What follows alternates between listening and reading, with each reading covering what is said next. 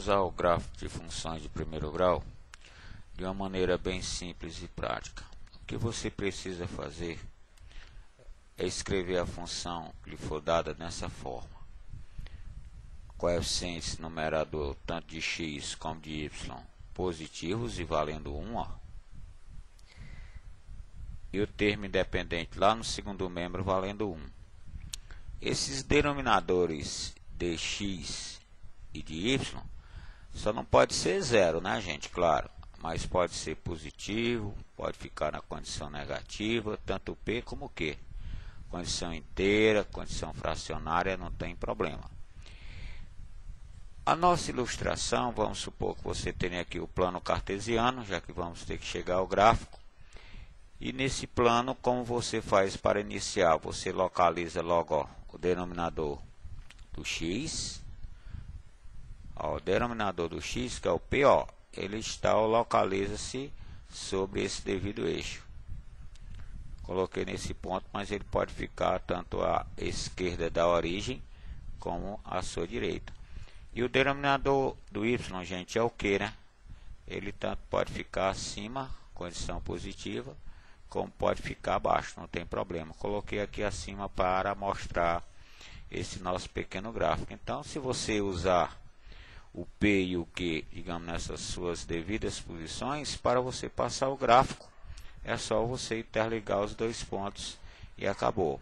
E ainda com esse gráfico, ou então com essa equação, você obtém que esse ponto P, ó, o denominador do x, é o zero da função.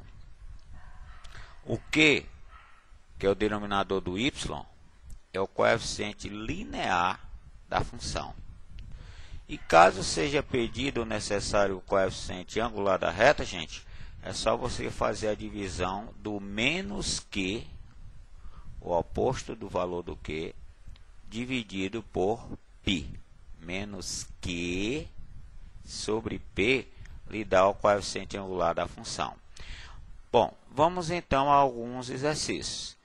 Digamos ser pedido para você construir o gráfico da função f de x igual a menos x mais 2. E pedido a ser para você determinar o zero da função, o coeficiente linear e o coeficiente angular dessa função. Bem, gente, a nossa formazinha está aqui, né? X sobre p mais y sobre q igual a 1. Bom, para ficar bem próximo da nossa formação, vamos fazer aqui uma pequena permuta. Esse f de x, ó, que é a imagem da função, vamos usar o y, ok? É a mesma função, vocês verificam isso. Bem, gente, para então começarmos a concluir o problema, acredita? Vamos fazer aqui a passagem desse menos x para o primeiro membro, ficar nessa estrutura. Então, façamos isso. Passou a ser positivo e repetimos os outros dois. O que é que você vai fazer agora, gente? Uma passagem decisiva. Você vai dividir todos os termos da função por 2, que é o termo independente. Se aqui fosse um 10, dividia por 10. Se fosse um 2 terços, dividia tudo por 2 terços. E assim por diante. Bom, quando você fizer a divisão, ou seja, você vai usar 2, né? Dividir todos os termos por 2, como vai ficar a função? A função fica então, ó, x sobre 2, y sobre 2, igual a 1. Pronto, gente, chegamos ao fim do problema. Porque se os coeficientes de x e de y em numerador, ó, já é 1, então, para você chegar ao gráfico, vamos passar aí o plano cartesiano. Para o eixo x, interseção 2, tá? Denominador de x, está à direita da origem.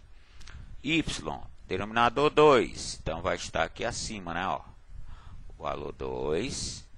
Para você, então, gente, fazer o gráfico, é só interligar os dois pontos. Então, vamos supor que tenhamos esses dois pontos, passamos a reta por eles dois. Se o pedido for só o gráfico, a necessidade for só o gráfico, você já concluiu. Mas aí vamos para o zero da função. O zero da função, gente, é o denominador do x. No nosso caso, o zero da função é o 2. O coeficiente linear é o nosso q, é o denominador y. E ainda falta quem? Ó, o coeficiente angular, você se lembra? Coeficiente angular é só você fazer o quociente ou a divisão de menos o valor do que por 2. E aqui vai ficar menos 2 por 2, que é menos 1. Aí, gente, então, bem prático e rápido de você executar o gráfico da função por esse caminho. Vamos mais um exemplo. Construir o gráfico da função é 6x menos 4y igual a 8, né, que é uma função do primeiro grau. Determine o zero da função e estudar o sinal ou os sinais da função, né? Bom, então vamos à função, né? 6x menos 4y igual a 8. Vamos procurar o nosso caminho, colocar na forma P sobre Q. Para isso, você vai dividir todos os termos por 8, ó, que é o termo independente, né? Ó.